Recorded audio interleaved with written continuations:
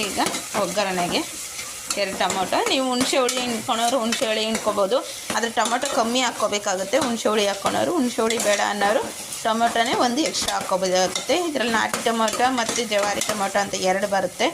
ಜವಾರಿ ಮತ್ತು ಹೈಬ್ರಿಡ್ ಅಂತ. ಜವಾರಿ ಬಂದಾಗ ನೀವು ಸ್ವಲ್ಪ ಕಮ್ಮಿ ಹಾಕ್ಕೋಬೇಕಾಗುತ್ತೆ, ಹುಳಿ ಟೊಮೊಟೊ ಆಗಿರ್ತದು.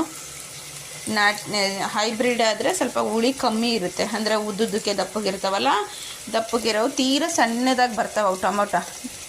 ಅದು ಎಲ್ಲ ಕಡೆ ಸಿಗೋಲ್ಲ, ಸ್ವಲ್ಪ ಉತ್ತರ ಕರ್ನಾಟಕದಲ್ಲೇ ಜಾಸ್ತಿ ಸಿಗುತ್ತೆ ಆ ಟೊಮೊಟೊ. ತುಂಬ ಚೆನ್ನಾಗಿರುತ್ತೆ, ಸಾಂಬಾರು ಅಡುಗೆ ಎಲ್ಲದಕ್ಕೂ ಚೆನ್ನಾಗಿರುತ್ತೆ. ಇದು ನೋಡಿ, ಇದು ಕುದೀತಾ ಇದೆ. ಇದಕ್ಕೆ ನಾವೇನು ಮಾಡಬೇಕು ಅಂದರೆ, ಸ್ವಲ್ಪ ನಾವು ಇಲ್ಲಿ ಮಾಡಿಟ್ಕೊಂಡಿದ್ವಲ್ಲ ಬದನೆಕಾಯಿ, ಇದು ರೆಡಿ ಇದ್ವಲ್ಲ, ಇದನ್ನು ಇದಕ್ಕೆ ಸೇರಿಸ್ಬಿಡೋದು. ಇದ್ರೊಳಗೆ ಹಾಕಿ ಕುದಿಯೋಕ್ಕೆ ಬಿಟ್ಬಿಡೋದು. ಇದಕ್ಕೆ ನೀರು ನಾವು ಎಷ್ಟು ಬೇಕೋ ಅಷ್ಟು ಸೇರಿಸ್ಕೊಂಡ್ರೆ ಮುಗಿದೋಗುತ್ತೆ. ಇದು ರೆಡಿ ಇದೆ. ಇದು ಆಲ್ರೆಡಿ. ಇದು ನೀವು 2 ವಿಷಲ್ ಕೂಗಿಸ್ಕೋಬೇಕಾಗುತ್ತೆ. 2, 3, 2 ಮಿನಿಮಮ್ ಅಂದರೆ 2 ಕೂಗಿಸ್ಕೊತಾರೆ. ಏಕೆಂದರೆ ಅದು ಬದನೆಕಾಯಿ ಹಾಗೆ ಸಿಗುತ್ತೆ. 3 ವಿಷಲ್ ಏನಕ್ಕೆ ಕೂಗಿಸ್ಕೊತೀವಿ ಅಂದರೆ, ಸಣ್ಣ ಮಕ್ಳು ಇರ್ತಾರಲ್ಲ, ಅವ್ರು ಬದನೆಕಾಯಿ ಎಲ್ಲ ತಿನ್ನಲ್ಲ ಅಂತಾರೆ, ನಮ್ಗೆ ಇಷ್ಟ ಆಗಲ್ಲ ಅಂತಾರೆ. ಅದಕ್ಕೋಸ್ಕರ ಅವ್ರಿಗೂ ಸೇರಬೇಕು ಅಂದರೆ, ಅವರು ತಿನ್ನಂಗಾಗಬೇಕು ಅಂದರೆ ಬದನೆಕಾಯಿ ಸ್ವಲ್ಪ ಚೆನ್ನಾಗಿ ಬೇಯಬೇಕಾಗುತ್ತೆ.